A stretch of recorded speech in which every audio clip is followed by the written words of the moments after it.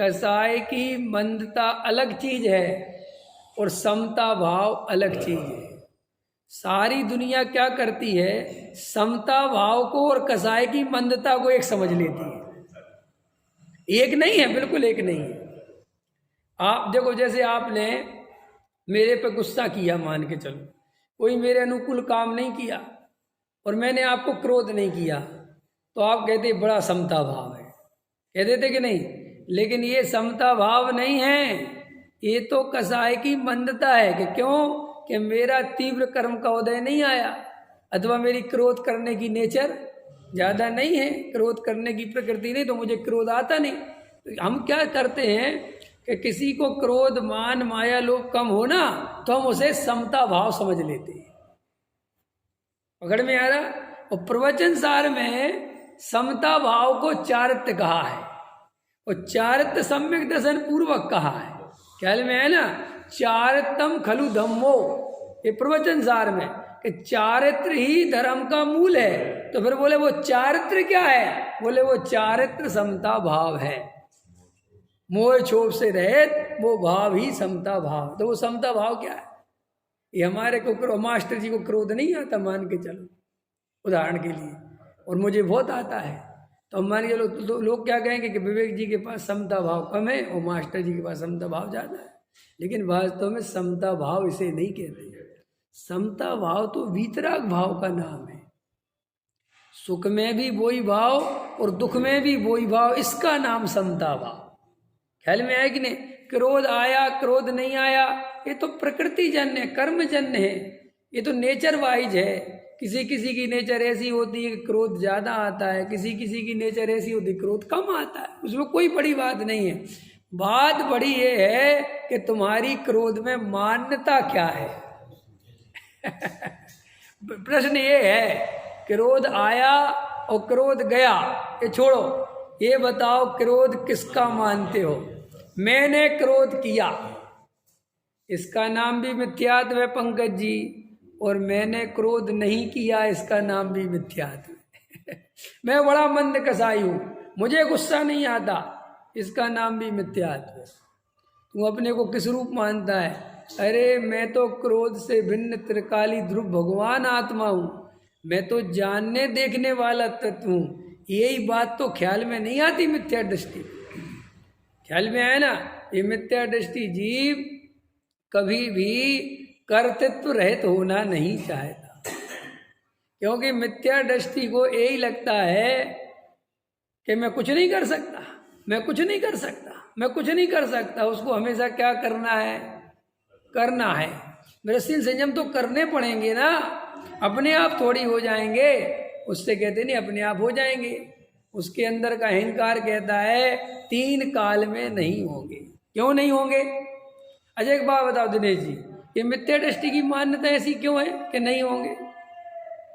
उसको अपन समझा रहे, जिनवाणी समझा रही कि अपने आप होंगे, उसको ऐसा क्यों लगता है कि नहीं होंगे? कर्तापन का भाव है ना, कि क्यों है वो पता?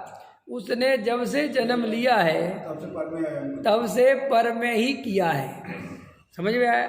तो उसको लगता है कि मैंने पढ़ाई करी तभी तो पास हुआ। समझिए वो संस्कार कहाँ से है कि मैंने वो पढ़ाई करी तभी तो पास हुआ। पढ़ाई करे बिना पास होता है कोई? तो देखो आगे बात, अब मान्यता तो जन्मों जन्मों से तो है ही, और जो निमित्त नैमित्तिक संबंध इस मनुष्य पर्याय में बहुत घने। एक बार बताओ, रोटी खाए बिना पेट भर जाएगा? है? मकान बनाना पड़ेगा ना, पैसा कमाना पड़ेगा ना, फैक्ट्री जाना पड़ेगा ना, दुकान चलानी पड़ेगी ना, शरीर का ध्यान रखना पड़ेगा ना। अब इतनी सारी जिसकी मिथ्या मान्यताएं चली आ रही हैं, वो ये कैसे स्वीकार कर ले कि वृत्ति संयम आदि अपने आप होंगी? दुकान चलानी पड़ेगी और वृत्ति संयम अपने आप होंगे? वारे वाह धर्म! ख्याल में आया कि नहीं आया?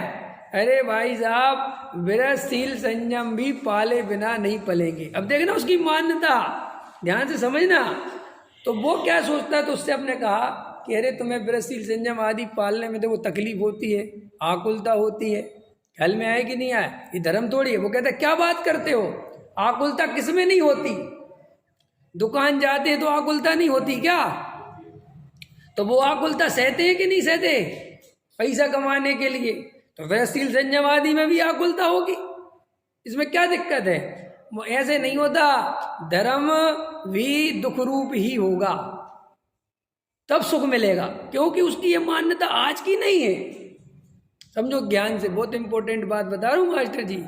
हमारी जन्मों जन्मों से हमने क्या देखा, छोड़ो पिछले जन्मों को, हमने इसी जन्म में क्या देखा, ये गांव में रहते थे आप, उस गांव में आप पढ़ते थे, गरीब थे, लिखते पढ़ते, स्कूल भागो लिखो, तो आपके अंदर क्या चला कि देखो मैंने कितनी मेहनत करी, मेरे गांव में कोई नहीं पढ़ पाया, मैं पढ़ा, मैंने ध्यान के लिए, और मैंने इतनी मेहनत करी, विवेक जी में इधर आता था उधर जाता था, पर दिल्ली आ गया, यहाँ पे बड़ी कठिन परिस्थिति थी, लेकिन मैं सामना किया, तब जाके आज मैं आपको मास्टर जी दुनिया कहती है। समझ में आया ना मेरी बात? तो अब आपकी मान्यता क्या है कि पहले मैंने बहुत कष्ट सहे, तब जाके सुख मिला, बराबर हो गई। बिल्कुल वही फॉर्मूला हमने धर्म में लगाया, सेम द्रव्यलिंगी का वही फॉर्मूला है कि पकड़ना बहुत ध्यान से, वही फॉर्मूला है कि बिना कष्टों के धर्म कैसे हो जाएगा। पकड़ में आ रही? ध्यान देना, एक बार बताओ, बिना कष्टों को सही, बढ़िया रोटी खाते रहो और आत्मा की बातें करते रहो, ऐसे नहीं चलेगा।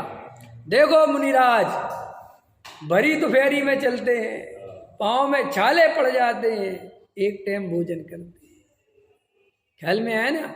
ऐसे धर्म होता है। ये हमें बहुत लॉजिकल भी लगता है, क्योंकि हमारी खुद की मान्यता भी वही है ना। हम रात रात भर पढ़े पंकज जी, दीपक के उजाले में लाइट नहीं थी, तब जाके हम 12वीं 10वीं पास हुए थे।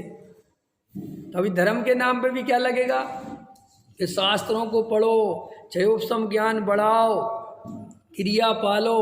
अरे भाई साहब, क्रिया में तकलीफ, उपवास करना ही पड़ेगा कि भैया रोटी की अदायगी आने दो, लेकिन उपवास करो।